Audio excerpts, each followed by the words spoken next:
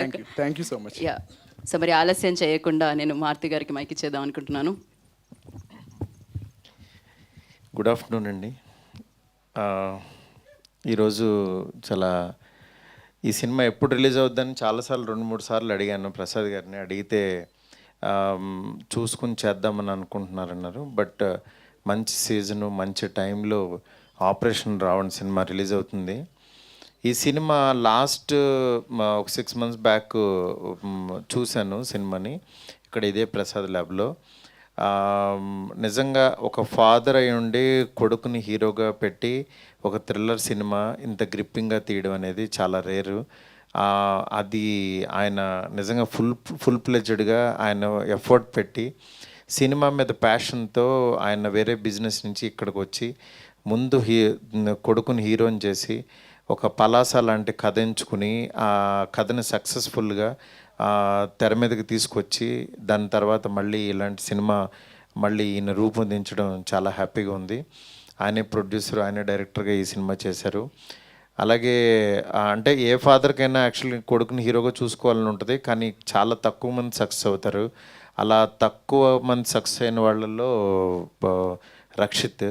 ఎందుకంటే నేను బిగినింగ్ నుంచి తిని చూస్తున్నాను. అంటే తిన్ని హీరో చేద్దామని అనుకున్న రోజుల్లో నేను యాక్చువల్లీ నిజంగా ఆయన ఏదో డబ్బులు పెట్టి చేద్దామని అనుకున్నాను కానీ బట్ తిన్లో ప్యాషన్ నిజంగా మన ఇంటి పక్కన కుర్రోళ్ళలాగానే యాక్టింగ్ చేయడం.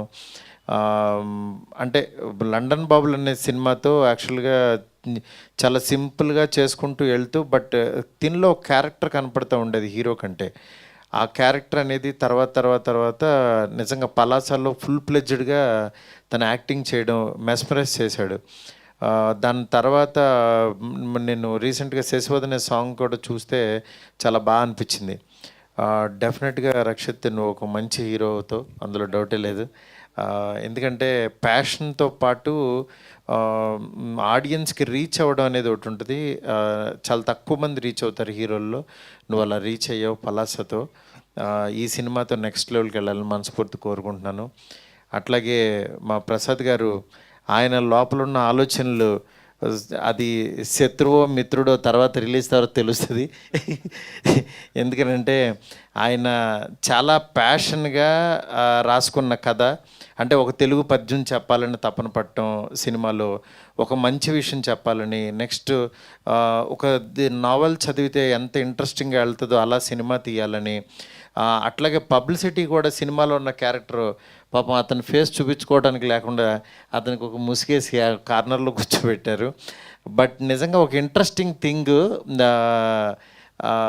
ఎందుకంటే తనకి కూడా అసలు ఎవరైతేనో చూడాలి చేయాలి అని ఒక చిన్న ఇంట్రెస్ట్ క్రియేట్ చేయడం అనేది అంత చిన్న విషయం కాదు. అలాంటి ఇంట్రెస్ట్ని కలుగజేస్తూ ఈ ప్రమోషన్ కూడా ముందుకు తీసుకెళ్తున్నారు. రేపు సినిమా రిలీజ్ అవుతుంది. తప్పకుండా ఈ సినిమా చూసి ఈ టీం అందరినీ ఆశీర్దిస్తారని చెప్పి మనస్ఫూర్తి కోరుకుంటున్నాను. అట్లాగే మన తిరువీరు కూడా ఇక్కడికి వచ్చాడు. తను నిజంగా చాలా గొప్ప ఆర్టిస్ట్. తిరువీరు కూడా పలాసాలో అంటే ఎంత న్యాచురల్గా యాక్ట్ చేశాడో తెలుసు. నేను ఇప్పుడే అన్నాను, ఒక డిఫరెంట్గా కనిపిస్తావు డార్లింగ్ నువ్వని. అలాగే తిరువీరుకి, ఈ టీం అందరికీ కూడా ఇక్కడికి వచ్చిన మా ఫ్రెండ్ స్వామి గారికి, అట్లాగే అనిల్ గారికి, అందరికీ కూడా చాలా థ్యాంక్స్. ఈ సినిమాని రేపు చూడండి, చూసి ఎంజాయ్ చేయండి. డెఫినెట్గా మంచి సినిమా అవుతుందని నాకైతే నమ్మకం ఉంది. ఎందుకంటే నేను చూశాను, మంచి థ్రిల్లింగ్ ఎలిమెంట్స్తో చాలా బాగుంటుంది. ఇలాగే ఉంటుంది. ముగ్గురు ఇలా ఉంటే ఒకడు విచిత్రంగా ఉంటాడు. అంతేనా గీత? అంతే మారుతి గారు, మీరు ఏది చెప్తారు. Thank you so much. Thank you so much for coming and gracing the event once again. మీరు ఇలానే రక్షిత్కి ఆల్వేస్ మీ సపోర్ట్ అందించాలని మనస్ఫూర్తిగా కోరుకుంటున్నాం. అట్ ద సేమ్ టైం మంచి సినిమాలకి ఆల్వేస్ మీ సపోర్ట్ అందిస్తూనే ఉంటారు, అది కొనసాగిస్తూ ఉండాలని కోరుకుంటున్నాం.